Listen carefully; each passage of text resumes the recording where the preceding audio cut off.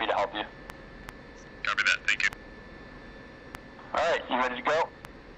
Yeah, let's do it. Nose traffic, Fiend 1, flight of F-16, taxi runway 3 left on the Dream 6 nose. One's rolling. So Air Force, we taxi center line only. Copy, thanks. I don't see you anywhere in here. I'm behind you. Oh, I got you. We've got 3 rows here. Damn, a lot of jets. Yeah, so you could get put outside, or inside rather.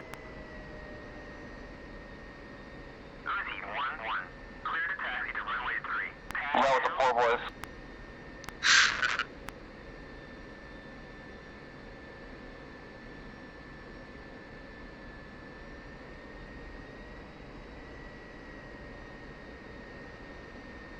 Their rotation speed on takeoff? About 170, typically. Roger. I would just start applying back pressure to the stick around 150. Do you set any kind of takeoff trim? No. Okay. In fact, I just about almost never touch pitch trim. Are you aware of how to use the autopilot? I've got it mapped, but I haven't used it yet. Okay, we'll go over that too.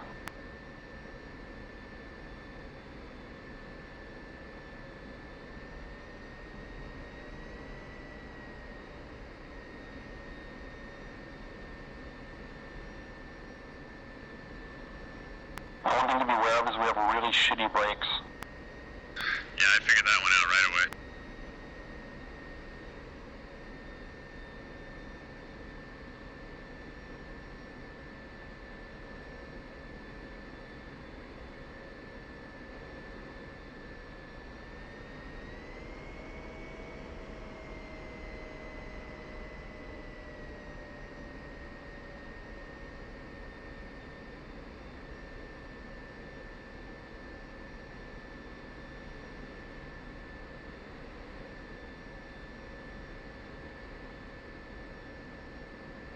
With the Sidewinder, you want to put it on the same side as the targeting pod. Copy. And it goes in the inside rail, not the exterior rail.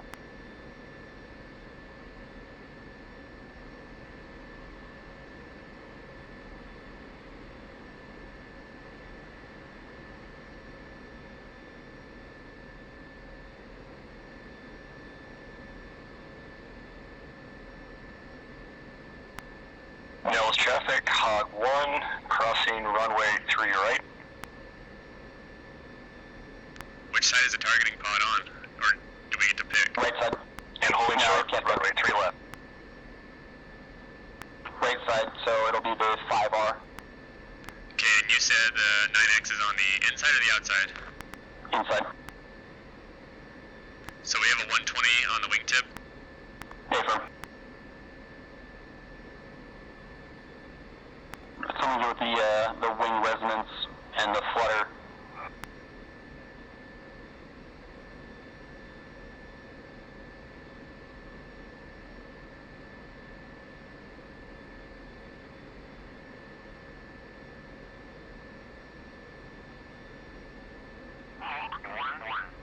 Make sure you move that center pylon as well. You are cleared for takeoff already. Climb 300 at QFE 28.02.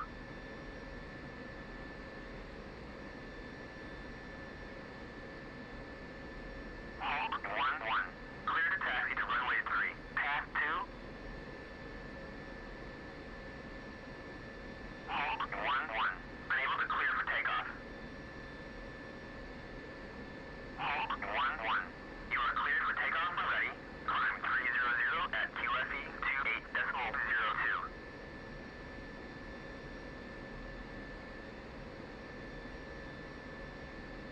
Halt 11. Clear to taxi to runway 3. Path 2. Request refueling. Does the 9X relative weight offset the targeting pod on that side, or are we going to have an asymmetric takeoff? You're still going to have a little bit of trim, but it's not bad. Do we preset that on the runway, or we just correct with stick? We just correct the stick, we do it in the air. We don't have any way, like the Hornet does, to tell how much trim we're inputting. Okay. Unless you want to actually look to your left shoulder and check the dial, but you'd have to memorize that position. It's not really useful. Refueling complete.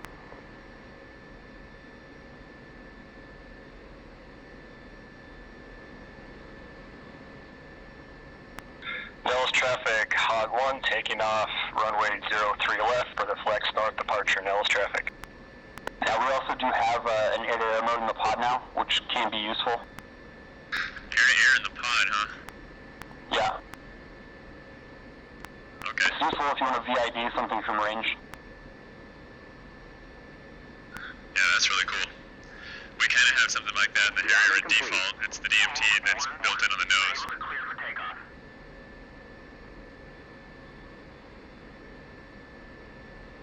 One of these days I'll learn to fly it. So if you want, real quick, once this is rearming complete, go to missile override, There. and then just double-click the center button, and set the TGP there. Double click the center button where, and do I want to turn FCR back on yet? We'll do it in the air, just because, I'm worried about how long we've been on the ground. Sure. Where's the center button I'm double clicking? Left MFD, bottom center. Okay. And then if you actually now go back to nav mode, I just double clicked it, but I didn't actually select anything. select TGP, sorry.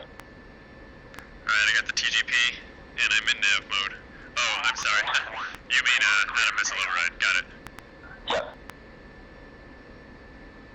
Okay, it's not showing me anything now, because that was only selected for missile override mode. Unable to clear for takeoff. Correct. So now go to air to ground. And now you can just do that center button again and put the TGP there. Unable to clear for takeoff. And then close the air to ground.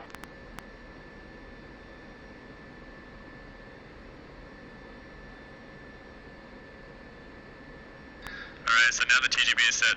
TGP is set on the left MFD for missile override mode and air to ground mode. Yep. So now I don't know if you're aware of how to quickly select between the MFD pages. If not, let me know. Yeah, I can cycle through whatever's at the bottom. Yeah, with just the left side for the left and right side for the right. Yep, I've got that mapped quickly. Cool. So then, yeah, now you can quickly switch between the radar or the pod if you want to, VID that target, for example. Cool. And that's just basically pointing forward, right? Do we have a visual cue on the HUD of where it's pointing, or we gotta kind of slew it around in the air? For air-to-air mode or for the air-to-ground? I guess anything. If you want to VID it, like if we're VIDing something in the air, It'll does it just go point to to the where the radar DI? is. Okay. Yeah, whatever the bug target is, bugged is blocked in the Viper. Whatever you bug, it'll slave to that. Okay. And you don't have to do anything else to it. It'll automatically get air-to-air mode in the pod.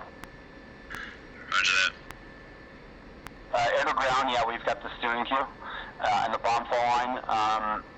Now again, with the pod being as buggy as it is, some of the functionality is really not quite there. So, but there is a little target diamond or steer point diamond. But until we get mark points, it's just not fully baked. Understand. Nellis traffic, Hog 1, passing north on the flex departure to Dry Lake. Roger that. Pushing button. I want to get a feel for the asymmetry of the loadout, so I understand exactly what's there. Roger. So what we'll do is I'll call brakes on room up. You'll run it up to 90 RPM. I'll call brakes off, ready now. I'll release the brakes now, and then I'll go burner, ready now, go burner now. You'll just be 5 seconds behind me. Okay, and where's the RPM in this? Oh, there it is on the right side. Right side, yep. And so for takeoff, just because first flight, I'll probably do a steady 5 to 7 degree climb. I'll probably come off the burner and hold about 350. Understood. That's our standard default anyway. How do I set the bingo in this? It just occurred to me. List 2. Alright, it's 2,000 pounds by default, which will be fine for this. 3,000's Joker, so I just gotta keep an eye on that then, basically, right? You can do that, or I think what we just set our bingo to Joker? Okay, I'll do that.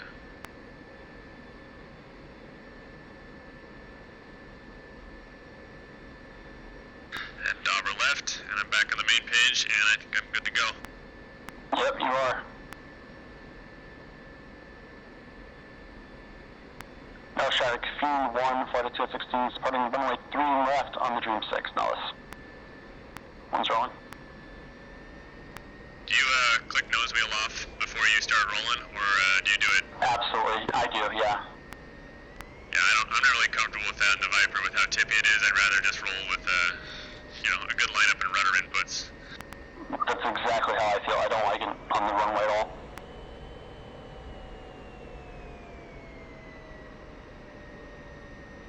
I've only ever crashed on takeoff due to like my rudder pedals disconnecting. I'm not about to crash my jet any other way. We're doing the 45 offset setup, right? Affirm. Air Force isn't weird like that.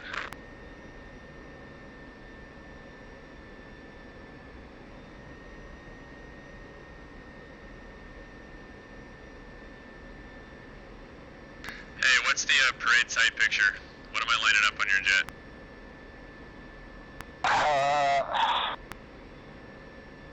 Kind of hard to explain. Maybe your head with the tip of the missile rail. So am I putting your head in the tip of... Well, Yeah, I my can head with the, approximate. yeah. Okay. Yeah, my head with the missile rail. The missile rail, not the missile, so that's about halfway back to 120, or about a quarter of the way roughly. back. Roughly, yes. Okay. Anything set for cruise? I mean, you can go loose cruise if you want. Basically, we'll call finger 4 or something if we want, a tighter formation. No, I just meant the, do you have a site picture for cruise? Something set for that, or just further back and lower? Just further back and out. You don't necessarily have to be lower in the Air Force. I don't think they have any policy about being below the lead. Got it. Good to go? Yep. Alright, brakes on and up.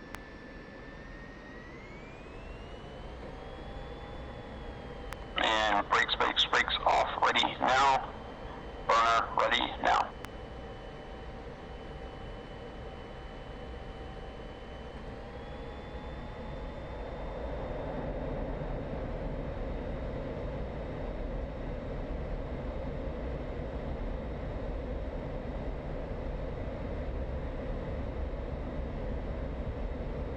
Cold wheels.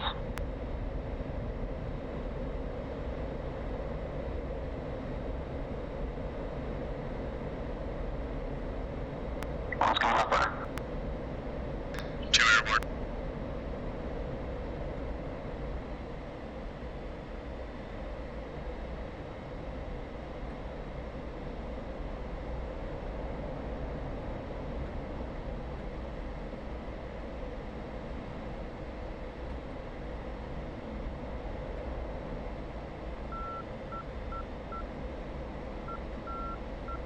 For the asymmetry, even with a 120, is really not bad. Yeah, that wasn't terrible at all. I'm sure I can handle a section takeoff next time. Yeah. Now, if you had really asymmetrical loadouts, I wouldn't recommend it. Well, that's why I wanted to get a feel for it first, because the one time I did have that serious asymmetrical loadout, it was a wild ride. Yeah, I don't want our guys doing anything like that. We don't have any way of determining how much trim we need, so it's too risky.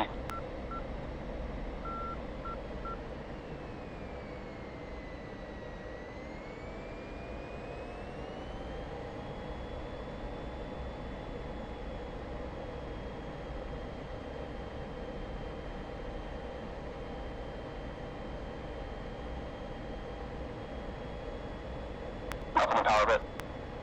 2 settle. Roger.